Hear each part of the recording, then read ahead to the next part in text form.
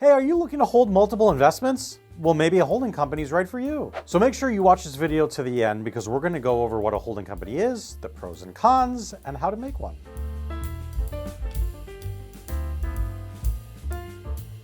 So what is a holding company? Well, some people refer to them as umbrella companies. I personally don't really call them that. I just refer to them as holding companies. Think of a holding company as a parent company that owns interest in its children or subsidiaries.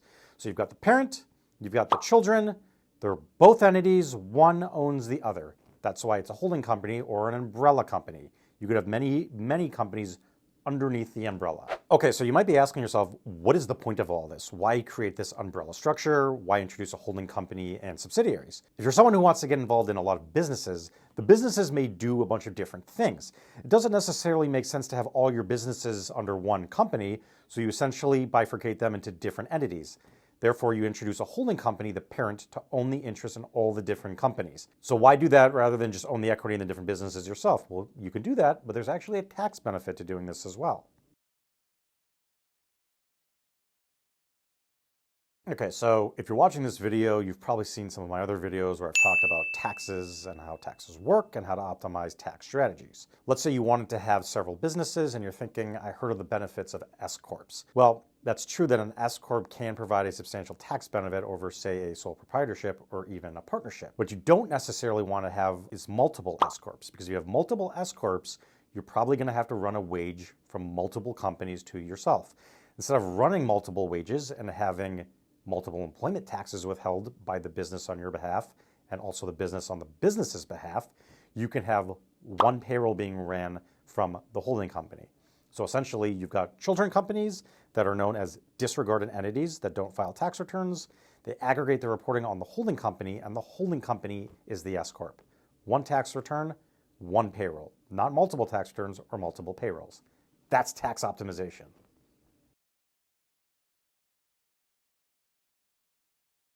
Okay, so what's another benefit of this umbrella structure? Well, you've got a holding company. Let's say you've got 3 children subsidiaries. You're thinking to yourself, well, I need employees and contractors to help run these subsidiaries. Am I going to have to hire people for all the different businesses? Well, you certainly can, but maybe it's possible that a couple people can really help all the businesses. So you set up another company that's essentially the service management company. That company contracts with the children companies, and you essentially have an entity that basically outsources work to those children companies rather than maybe hiring a bunch of different contractors for each one individually. It's a great way to aggregate your enterprise. It's a great way to make things a little bit more streamlined.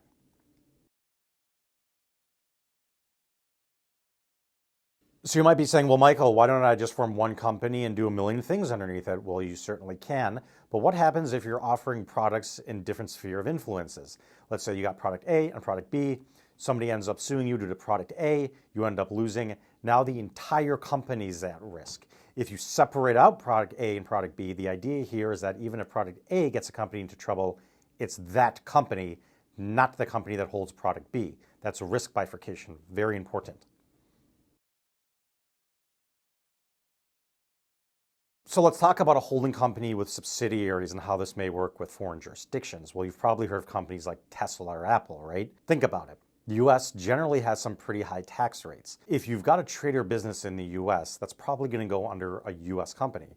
But what if you have it in the EU, for example? Maybe there's a lesser tax rate there. So you set up a subsidiary to a parent, regardless of where the parent is formed. The idea is that you want to have more profit, not in the US, to pay lesser tax. You want to have a lot of expenses in the US to drive down the US net income because that's generally higher tax. So you end up with more profit here, lower tax, lower income here, higher tax. Both of those companies, subsidiary or however many subsidiaries you may have, go back up to a parent. That's how we introduce a foreign flavor to all this.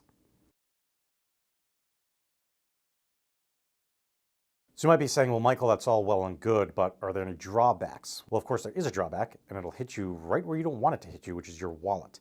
If you're setting up a holding company and subsidiaries, more costs to form, more costs to maintain, more costs to close if that event should ever arise. So think about it. If you really want to do this umbrella structure, make sure that you're going to do this and probably do it for a while because there are costs with opening and maintaining and even closing this type of structure or even a subsidiary within the structure. Okay, so you're probably thinking, well, this all sounds great. How do I go about opening a holding company? There are a lot of things you can do yourself, and there are a lot of things you can do if you watch some YouTube videos, but setting up multiple businesses, that may not be so smart to do on your own. And that's why the attorneys at Gordon Law are here to help you. We can help you with planning, structuring, the whole 9 yards. I'm Michael Brandwine. Thank you for watching. I hope you learned some benefits of holding companies. For instance, tax optimization, asset protection, risk management, risk bifurcation, maybe some drawbacks like cost. Make sure to like, comment, and subscribe. I've got plenty of business videos, so please check them out.